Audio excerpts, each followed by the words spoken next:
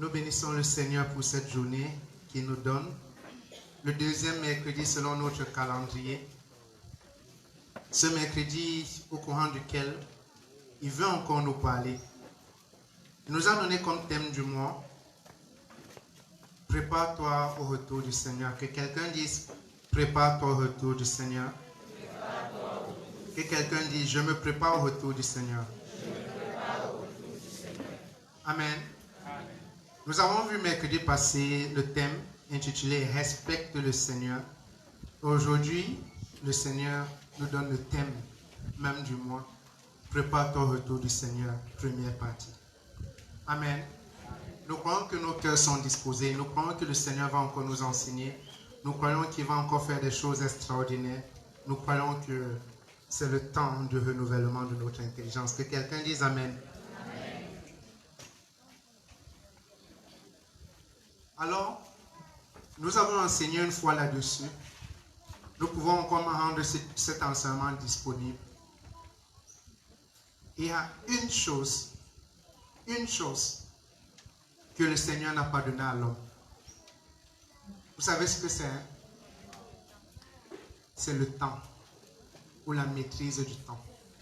Le Seigneur a donné tellement de choses à l'homme. Mais rendez-vous compte, même son fils Jésus-Christ venant sur la terre, il a enlevé en son fils la maîtrise de l'homme. C'est pour cela que quand les disciples demandent à son fils Jésus, mais quand ces choses arriveront, il dit personne ne sait, ni même le fils, mais le Père seul. Vous savez pourquoi? Parce que si Dieu donne à l'homme la maîtrise du temps, l'homme devient Dieu. Si je sais que je vais mourir dans 1 mois, alors je peux vivre 29 jours.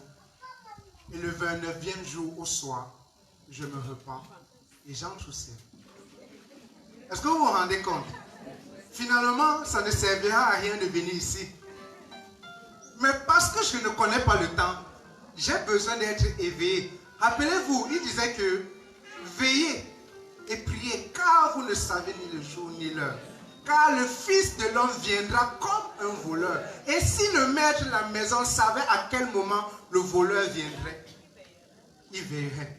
Ça veut dire que si j'ai la maîtrise du temps, je n'ai pas besoin de veiller. Je me couche, je dors, la veille, je me repens, j'entre au ciel.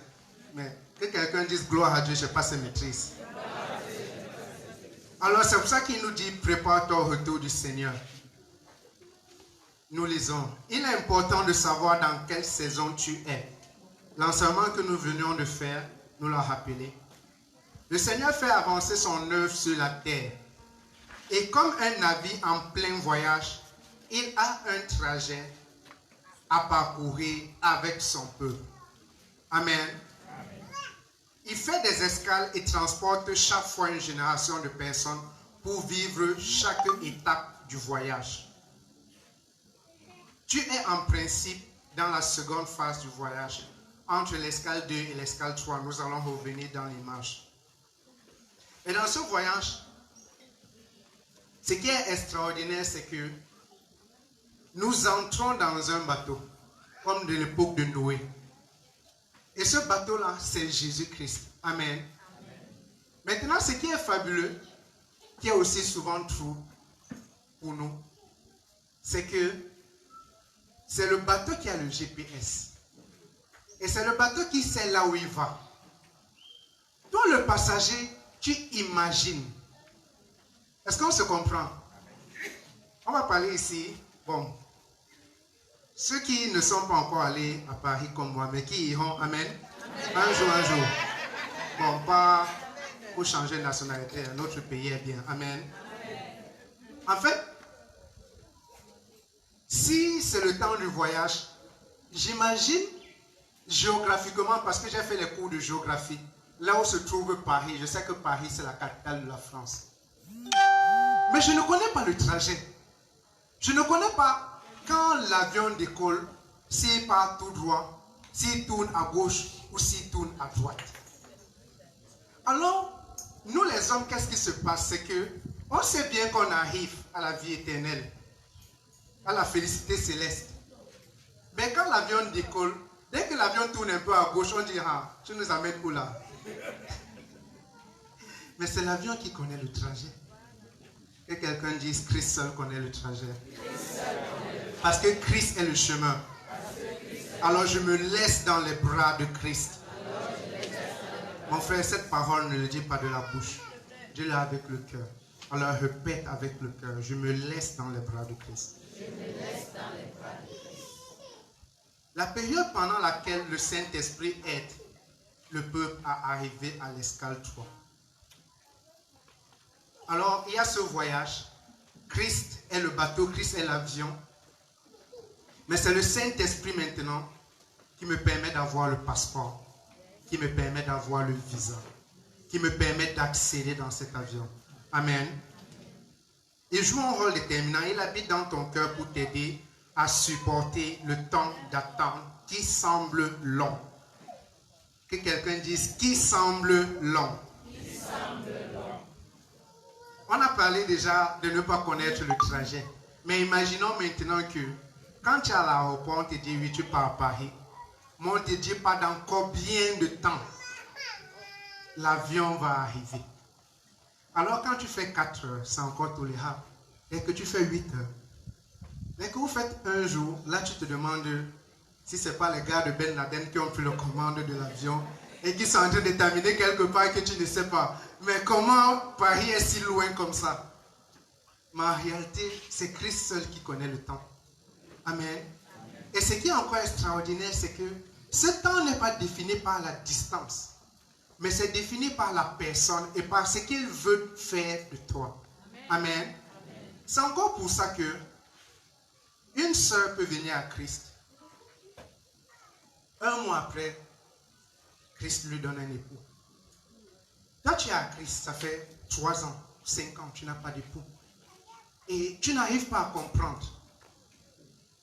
Mais sache que plus haut Dieu veut t'amener, plus longtemps il te prépare. Que quelqu'un dise Amen.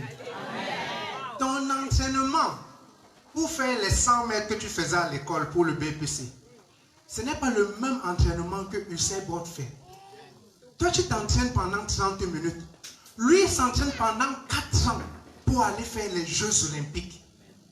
Parce qu'il sait que la couronne qu'il y a derrière ces 4 ans est plus grande que la couronne de 30 minutes d'entraînement. Amen. Alors, au lieu de dire que Seigneur, ça fait 1 mois, je n'ai pas de grâce. Dis plutôt que Seigneur, si tu me donnes de prendre le temps, tu sais là où tu es en train de m'amener. Que quelqu'un dise Amen. Nous pouvons lire ensemble 2 Pierre 3, versets 9 à 11. Nous lisons. A bientôt accompli sa promesse, son retour. Pourtant, certains disent qu'il est en retard. En fait, il est patient avec vous. Il ne veut pas que certains meurent pour toujours, mais il veut que tous arrivent à changer leur vie. Le jour du Seigneur viendra comme un voleur. Ce jour-là, le ciel disparaîtra avec un bruit terrible. Le feu détruira les étoiles du ciel. La terre et les actions de ses habitants seront jugées. Puisque tout cela doit disparaître, vous comprenez bien quel genre de vie vous devez mener. Vous devez vous conduire comme Dieu veut et lui rester fidèle. Que quelqu'un dise comme Dieu veut et lui rester fidèle. Alors cette partie-ci nous a fait beaucoup rire parce que déjà c'était une expérience. Mon épouse et moi, au début de notre foi, on pensait que, mais Seigneur, c'est même pourquoi tu tardes même. Viens même maintenant, nous sommes déjà prêts. Et le Seigneur nous a donné de comprendre que c'est de l'égoïsme. Si tu es prêt, tout le monde n'est pas prêt. Tout le monde n'est pas encore prêt. Et l'image qu'il nous a donnée dans ça, c'est que c'est un peu comme quand on part à l'agence pour voyager. Et quelque chose nous fatigue tous. Bon, on ne parle pas du cas VIP où tu connais l'heure de départ, on parle des simples cas. Tu pars au guichet, tu payes le billet Et dès que tu entres dans le car, tu vois que tu es le premier passager. Ça vous fatigue, non? Et quand c'est un car de 70 places, tu te dis qu'il faut 69 personnes pour quitter. Là, tu te dis, mais les 69 personnes là, ils vont sortir d'où? Et ce qui est terrible, c'est que souvent, alors, ce qu'on faisait, c'est que avant d'aller payer le billet, on part d'abord en guette. Quand tu vois, sur 70, quand il y a déjà 40, 50, tu payes. Mais quand tu vois qu'il n'y a que 5, 10, tu dis que non, je pars dans une autre agence. Et souvent, ce qui est arrivé, c'est que tu pars dans une autre agence, tu vois que les bus sont déjà pleins. Et quand tu reviens à l'agence où tu étais, le bus est rempli, il est en train de partir. Qui a vécu cela? En fait, c'est ça le message d'aujourd'hui. C'est pour cela qu'on doit entrer tôt. Vous comprenez maintenant pourquoi le Seigneur ne nous a pas donné le temps? Parce que plus tôt tu entres, plus tu es sûr de voyager. Est-ce qu'on se comprend? Plus tard tu te dis que tu vas entrer, tu risques de ne pas entrer. Est-ce qu'on se comprend? Parce que le bus peut partir avant que tu n'achètes le billet. Parce que tu as tourné en rond en te disant aller trouver meilleur ailleurs. Tu n'as pas trouvé, tu es revenu, le bus s'est rempli. Maintenant, qu'est-ce que Dieu fait? Dieu est comme ce patron qui a acheté un bus qui coûte dans des centaines de millions. Et Dieu se dit, mais si je démarre le bus et je pars avec seulement 10 passagers, je n'ai pas un retour sur mon investissement. Il faut que je remplisse le bus à 70 places pour pouvoir avoir le retour sur mon investissement. Amen. Dieu a donné son fils Jésus-Christ. Il faut qu'il y ait le retour de cet investissement. Alors s'il vient, quand tu es le seul à avoir cru dans ta famille, le bus part vite. Et ce n'est pas un retour pour l'investissement. Alors si tu veux que le bus parte plein, descends du bus et commence à chercher les passagers. Voici le bus, entrons dans ce bus et allons ensemble. Amen. C'est pour cela que le bus traîne souvent. Parce que nous nous asseyons dans le bus et on dit, on attend les 69 passagers. Mais pourtant, si tu descends, tu dis que, gars, tu pars où? Au lieu d'aller perdre ton temps là-bas, viens t'asseoir ici, on attend. Et quand il vient, lui-même, il ne s'assoit pas. Vous êtes déjà deux, tu te places de ce côté, lui, il traverse la route. Dit Yaoundé, venez. Et plus vite, vous allez remplir le car. Et Dieu va voir, en tant que patron, qu'il y a un retour sur investissement. Et il va démarrer, vous allez partir. Amen. Alors Dieu est comme ce patron. Et on se rendait compte que, en réalité, l'impatience est un gros handicap. Que quelqu'un dise, l'impatience est un gros handicap. Le Seigneur nous fait passer par l'épreuve de la patience. Et, Amen. Nous allons lire un texte qui est fabuleux parmi les paraboles. Parmi les paraboles du royaume de cieux, c'est dans Matthieu 20. Non, Matthieu 20, c'est le maître, on va revenir là-dessus. Mais c'est plutôt dans Luc 13, verset 7 en 9. Nous allons lire. Luc 13, verset 7 en 9. Alors, il dit, c'est un maître qui a un champ, et il dit au vigneron, voilà 3 ans que je viens chercher du fruit à ce figuier et je n'en trouve point. Coupe-le. Pourquoi occupe-t-il la terre inutilement? Le vigneron lui dit, Seigneur, laisse-le encore cette année. Je creuserai tout autour et j'y mettrai du fumier. Peut-être à l'avenir donnera-t-il du fruit, sinon tu le couperas. Amen. Le Seigneur nous dit opération sans famille au mois de mars. Quelqu'un se dirait, mais Seigneur, on a fait opération sans famille au mois de mars 2019. Pourquoi encore? Et le Seigneur dit, en 2019, sur 20 membres dans ta famille, il n'y a eu que 2. Mais ce n'est pas suffisant pour lui. Alors il veut recommencer l'opération. Pour que dans ta famille, au lieu de 2, qu'il y ait 10, qu'il y ait 15. Pourquoi pas tous les 20? En fait, le Seigneur veut que nous lui demandions d'être patients. Il dit que Seigneur, parce que rendez-vous compte, Un bon vigneron doit avoir du fruit dans son champ. Amen.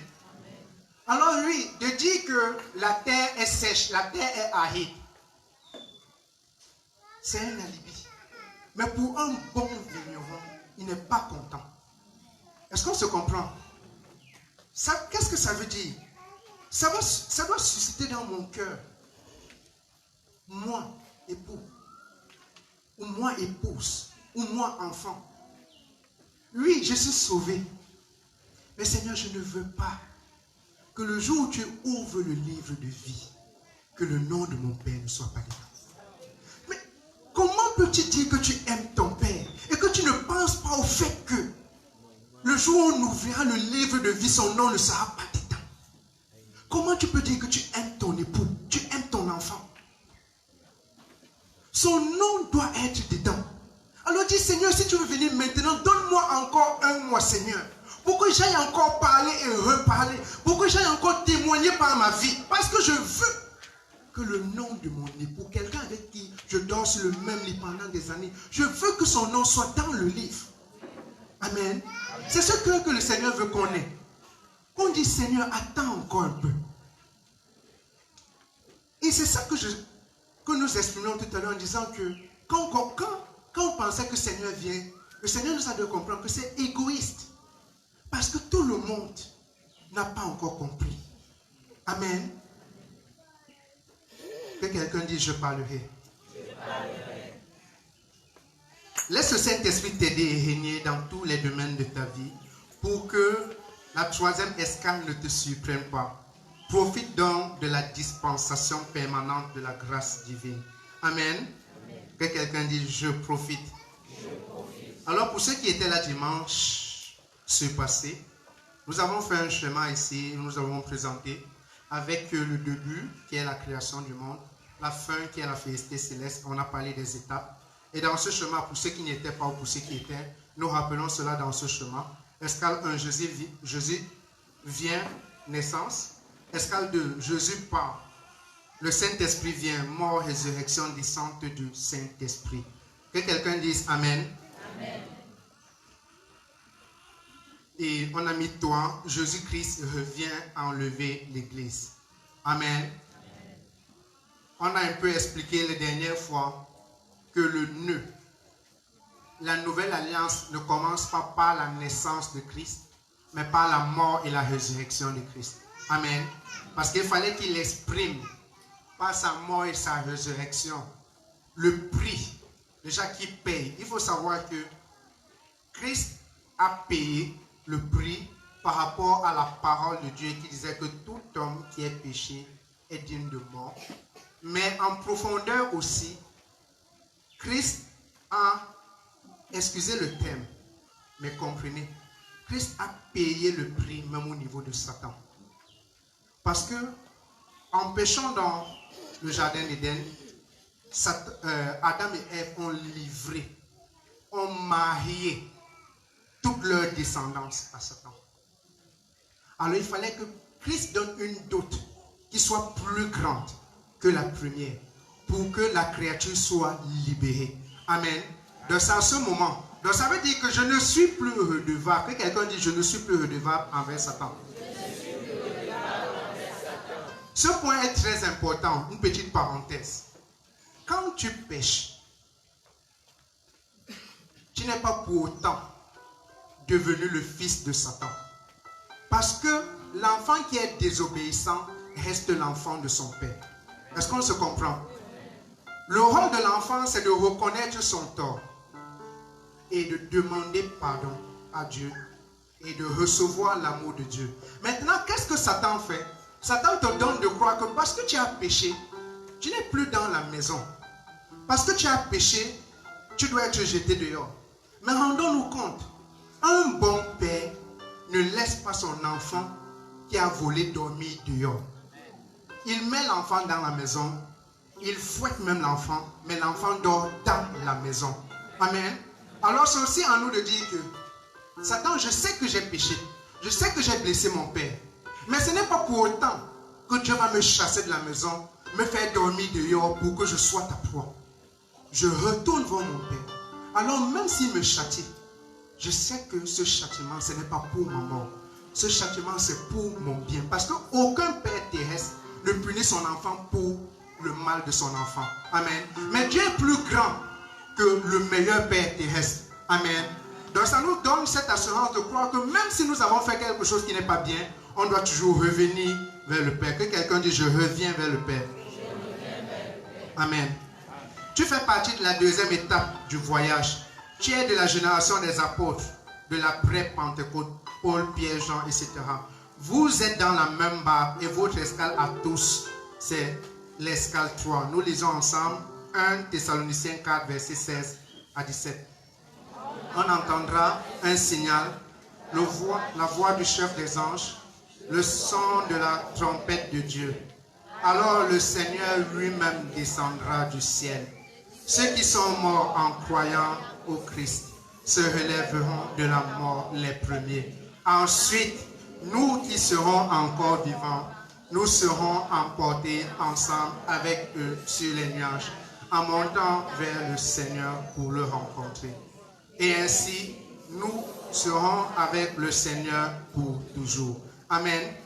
Alors le Seigneur nous donnait de comprendre ici que, mon frère, ma soeur, c'est une vérité qui te pousse dans l'humilité. C'est que si tu as cru, ça fait 5 ans, ça fait 10 ans. Ce n'est pas parce que tu étais trop disposé. C'est parce que tu étais au bon moment, au meilleur endroit. Nous expliquons simplement. Regardez quand on passe souvent un mariage. Bon, ok, un mariage, on va dire qu'on numérote les tables. Il y a les tables VIP. Mais prenons le cas maintenant quand on part à un deuil et à la collation. N'est-ce pas, on s'assoit en désordre? On se comprend? Hein? Tu t'assois en désordre. Souvent, tu vois même la table là-bas et tu te dis que le chose, c'est la position. Et tu pars t'asseoir à côté. Et maintenant, au moment où on commence à servir, le chef protocole se lève et dit, commencez à la table là-bas. Et là, tu te rends compte que, en réalité, c'est aléatoire. Mon frère, ma soeur, c'est la vérité. Rendons-nous compte, quand c'est une meilleure organisation, il y a à manger pour tout le monde. C'est ça, non? Mais tout le monde ne mange pas à la même seconde. Est-ce qu'on se comprend? Il y a des gens qui mangent 1 heure avant, il y en a qui mangent 1 heure après. Mais ce n'est pas celui qui mange après n'a pas été trop têtu. Mais c'est qu'il ne s'est pas assis au meilleur endroit, au meilleur moment. Mais là, c'était encore la providence. C'est quelque chose dont tu ne savais pas par où on commençait. Alors, si tu as cru en Christ, il y a de cela 3 ans, tu étais juste au bon endroit, au bon moment. Si quelqu'un n'a pas encore cru en Christ, c'est comme la nourriture qu'on est en train de partager. Tu as mangé ta part il y a 3 ans. On est en train de continuer à partager. Il va manger sa part 1 an après. Et il va manger la même quantité. C'est pour cela que dans la parabole de Matthieu 20, verset 1 à 15, la parabole du maître qui sort pour les ouvriers. On dit à la première heure, il trouve des ouvriers. Et à la 11e heure, voilà ce qui nous a fascinés dans cette parabole. C'est que le maître ne dit pas que vous étiez trop têtu. Pourquoi c'est seulement la 11e heure? Le maître dit, mais qu'est-ce que vous faites là? Il n'y a personne qui vous a lu. Il répond, nous sommes à la place publique depuis le matin, mais il n'y a personne qui est venu pour nous proposer du travail. Est-ce qu'on se comprend? Tu as peut-être cru en Christ il y a 5 ans, mais il y a quelqu'un qui a eu plus soif de Christ que toi, mais qui n'est pas encore sauvé. C'est juste que le gars qui passait avec le micro pour dire repentez-vous est d'abord passé par ton quartier. Tu as compris le message, tu as cru. Mais lui, il a même soif de Dieu plus que toi. Mais le gars n'est pas encore passé dans son quartier. Est-ce qu'on se comprend? Ça fait que, directement, ça fait tomber l'orgueil. De croire que si tu as cru en Christ avant, c'est une force. Non. C'est une grâce. C'est que le maître, quand il marchait, c'était une place publique grande. Il est parti à certains coins. Et c'est là où il a trouvé les ouvriers. Mais quand il a trouvé que ce n'était pas suffisant pour remplir son bus, à la 11e heure, il est allé à d'autres coins. Alors il y a des ouvriers qui sont sortis depuis 6 heures, qui ont eu la malchance d'aller s'asseoir à un mauvais coin. C'est pour cela qu'on ne les a pas loués à 6 heures. Mais par la grâce de Dieu, à 11 heures, on les a loués. Amen. Alors, dans cette vague, il y a des personnes dans nos familles qui ont besoin de Christ. Mais il n'y a pas encore eu quelqu'un qui est venu leur dire que, mon frère, la solution que tu cherches au nord-sud, c'est Christ. Mais qui est alors cet ouvrier? Qui est alors ce serviteur de Dieu qui ira lui dire? Parce que j'ai compris que si j'ai cru, ce n'est pas parce que j'ai fait l'effort, c'est parce que j'étais au bon endroit, au bon moment. Mais maintenant, je peux favoriser, faire que le mauvais endroit de quelqu'un devienne le bon endroit. Amen. C'est pour cela que nous devons sortir. Amen. Que quelqu'un dise, je sors. Je sors. Que quelqu'un maintenant, en s'engageant à sortir, dise, je sors. Je sors. La première fois, on disait parce qu'on répétait. La deuxième fois, nous croyons que. Et maintenant, comme Dieu a dit, comme Jésus a demandé à Pierre, que quelqu'un dise une troisième fois, je sors vrai, vrai. Je sors vrai, vrai. Voilà, Christ a entendu.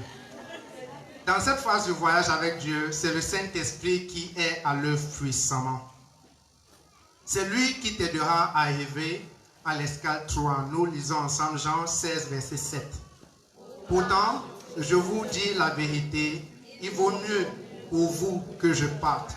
En effet, si je ne pars, celui qui doit vous aider ne viendra pas à vous. Mais si je pars, je vous l'enverrai. Amen.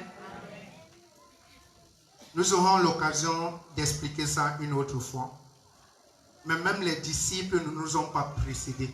Les disciples ont commencé après l'escale 2, après la mort, la résurrection de Christ. Parce que tous ceux qui ont cru avant que Christ ne meure ont régné Christ. Parce que, rappelons-nous, ce n'est pas seulement Pierre qui a dit. Oui, Pierre est le seul qui a dit que jamais je t'abandonnerai. Mais on ajoute dans le verset, et tous les autres disciples disent la même chose. Donc il n'y a pas que Pierre qui a régné Christ. C'est Pierre, les 11 disciples, les 70 disciples et tout le monde. En fait, c'est quoi? C'est que tous ceux qui ont essayé de croire, quand Christ est allé à la croix, ils ont cessé de croire. Pour qu'il recommence à croire après sa mort et la résurrection. Pourquoi? Parce qu'ils ne pouvaient pas avoir de salut avant la mort et la résurrection de Christ. Amen. Alors même les disciples ne nous ont pas précédés. Nous sommes dans la même escale. Mais ils sont juste entrés avant. En fait, on les a juste servis avant nous. Amen. Si tu ouvres ton cœur pour recevoir Christ, c'est le Saint-Esprit qui vient en toi. Et il t'aide sur tous les plans. Il est avec toi partout et en tout temps. Matthieu 28, verset 22. Et moi, je suis avec vous tous les jours jusqu'à la fin du monde. Amen.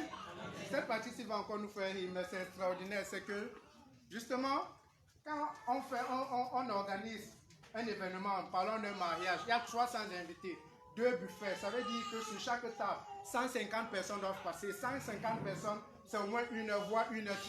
Alors, ce qui se passe, c'est que les premiers passent.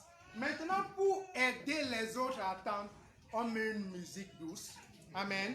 Souvent même, on fait un peu de sketch. Pour vous aider, pour vous distraire, pour que vous attendiez jusqu'à la 60e minute avant de passer à table. Amen. Maintenant, celui qui ne prête pas trop attention à cette musique-là, il commence à s'énerver. Mais c'est même quelle histoire ça? Mais si tu prêtes attention à cette musique, tu vas te rendre compte que le temps passe. Et quand on va venir dire que mon frère, lève-toi, tu vas dire que ouais, j'étais en train de suivre le frère Kevin qui est en train de prester. Et en réalité, c'est ça. C'est que le Saint-Esprit vient faire oublier, vient enlever dans notre tête la notion du temps. C'est le Saint-Esprit qui te donne d'attendre la promesse, l'accomplissement de la promesse de Dieu. En fait, si tu fermes les yeux et tu t'appuies sur le Saint-Esprit, tu ne vas pas voir que ton mariage vient 5 ans après. Tu vas voir que ton mariage vient quelques temps après. Amen. Parce que Dieu dit qu'un jour est comme 1000 ans. Mais si nous avons la vision de Dieu, 1000 ans deviennent comme un jour. Amen. Donc appuie-toi. Pendant qu'on met la musique, écoute la musique. Et le temps va passer. Et quand on va te demander de te lever, tu ne seras pas énervé. La nourriture ne sera pas amère dans ta bouche. Amen.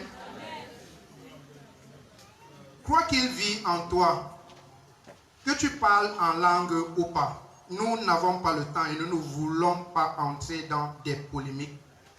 Mais le Saint-Esprit dit ce qu'il est en train de dire. Parce que nous savons que c'est souvent des sujets de polémique. Crois qu'il vit en toi, que tu parles en langue ou pas. Amen. Nous continuons. Il est là pour t'accompagner dans ce long voyage qui finira par l'enlèvement, la rencontre avec Christ. Prépare-toi au retour du Seigneur. Il vient prendre une église sans tache ni ride. Éphésiens 5, verset 27.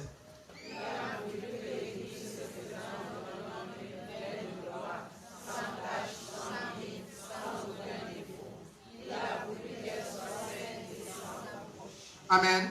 Nous allons juste dire quelque chose de rapide ici, sans tache ni ride. Ce n'est pas compliqué à comprendre. C'est que quand tu prends une petite fille, tous les jours tu lui dis, va te laver parce que tu es sale. Quand tu ne dis pas, elle oublie de se laver. Mais quand elle grandit, elle atteint l'âge où elle cherche le mari, elle se lave même 3 fois par jour parce qu'elle doit sentir bon et paraître bien. Si quelqu'un pense que c'est faux, qu'ils nous disent. Mais nous croyons que c'est la vérité, non? Pourquoi tu te laves 3 fois par jour à ce temps-là? Parce que tu veux qu'on te voit, non? Nous sommes l'épouse de Christ. Que quelqu'un dise, je suis l'épouse de Christ. Voilà, que chacun fasse l'analogie. Éphésiens 5, verset 27. On a là lu ça? Ok. En d'autres termes, laisse le Saint-Esprit te façonner, te transformer pour que tu paraisses sans tache devant Jésus-Christ. Pour qu'il opère, tu dois accepter que ton vieil homme, ta nature pécheresse, est mort quand Christ est mort. Nous lisons ensemble Romains 6, verset 6. Bien ceci. Ce que nous étions avant a été cloué sur la croix avec le Christ. Alors le péché qui fait partie de nous-mêmes est détruit. Et nous ne sommes plus esclaves du péché. Que quelqu'un dise, je ne suis plus esclave du péché. Je ne suis plus esclave du péché. Crois et déclare ce verset constamment. Tu te sentiras libre vis-à-vis du péché et tu paraîtras saint devant le Seigneur. Alors le Seigneur veut nous révéler quelque chose d'extraordinaire encore en ce temps. Nous allons le lire rapidement. C'est que l'erreur que nous avons souvent fait, c'est de combattre le péché. Mais le Seigneur nous dit que le péché est déjà tenu à la croix. Donc normalement, on ne doit pas combattre contre un mort. Sinon, on combat contre un zombie. Et les zombies n'existent pas. Nous sommes d'accord? Voilà. Donc tout ce que tu crois qu'il vit encore, si tu crois qu'il y a encore la couleur en toi, c'est un zombie. Amen. Maintenant, le Seigneur dit dans 1 Timothée 6, verset 12, combat le bon combat de la foi. Que quelqu'un dise, combat le bon combat de la foi. 1 Timothée 6, verset 12. Alors on ne doit pas combattre contre le péché. On doit combattre le combat de la foi. Qu'est-ce que ça veut dire? Supposons, quelqu'un ment. Quelqu'un en Christ ment. Ou qu'est-ce qu'on fait habituellement? On se met à combattre. Je déclare, je ne mens pas, je ne mens pas, je ne mens pas. On se met même, souvent même certaines personnes ferment leur bouche pour ne plus parler. Parce qu'ils se disent au moins que si ils ne parlent pas, ils ne mentent pas. Mais malheureusement encore le Seigneur nous a dit que même si tu ne parles pas et que tu penses, tu as menti. C'est ça, non? Maintenant, combattre le bon combat de la foi, ça veut dire quoi? En fait, quand tu mens, après Satan te dit que tu n'as pas changé, que tu es un menteur. Le combat de la foi, qui n'est pas le combat contre le péché, c'est de dire que mon mensonge a été tenu à la croix. Je crois que je ne suis plus un menteur. Le lendemain, tu vas te mentir. Une semaine après, tu vas te mentir. Mais si tu crois, et si tu déclares que le mensonge qui sort de ta bouche, ça vient de quelque chose qui est déjà mort, et que tu gardes ce combat, rappelons-nous que Satan a tenté Jésus-Christ 3 fois. Il s'est rendu compte qu'il ne pouvait plus rien faire de plus. Car Satan va se rendre compte. Parce que le but de Satan, ce n'est pas de te faire mentir, non. Rendons-nous compte. Le but de Satan, ce n'est pas nous faire pécher. Parce que ce n'est pas à cause du péché qu'on est sauvé. Amen. Le but de Satan, c'est de nous faire nous décourager. Est-ce qu'on se comprend? Donc, quand je mens, oui, j'ai péché. Mais ce n'est pas trop ça le problème. C'est que, en force de mentir, je vais finir par me décourager. Et je ne vais plus croire. Et c'est là où il gagne. Est-ce qu'on se comprend? Donc, si, même en mentant, je crois que Christ peut me donner de ne plus mentir et je continue à croire, là j'ai gagné Satan. Parce que son but, ce n'est pas de me voir mentir. Son but, c'est de me voir me décourager. Amen. Mais dès que Satan voit que peu importe ce qu'il fait, tu ne te décourages pas, il cesse de te tenter. Amen. Nous terminons.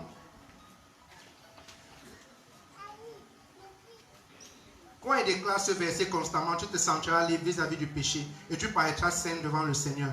Prépare-toi à l'escale 3. Profite de la grâce qui est libérée sur ta vie pour accomplir les bonnes œuvres que Dieu a préparées pour toi à l'avance. Éphésiens 2, verset 10.